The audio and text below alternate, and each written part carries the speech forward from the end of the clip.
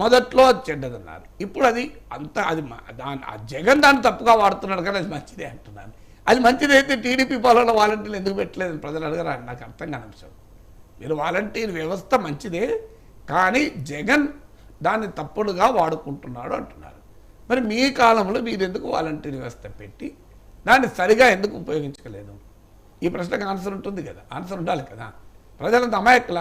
ఇప్పుడు జగన్ చేసిన పని రైటే కానీ నేను అంతకన్నా మంచిగా చేస్తా, జగన్ చేసిన పని తప్పే కానీ అదే పని నేను మళ్ళీ చేస్తా అంటే జనం ఎట్లా ఒప్పుకుంటారని నాకు అర్థం కాని విషయం.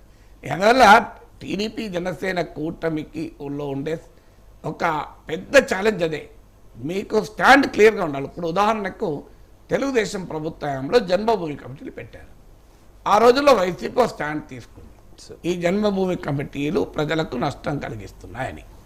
అదే స్టాండ్ పైన చివరి వరకు ఉండి అధికారంలోకి వచ్చాక ఆ కమిటీలు రద్దు చేశారు.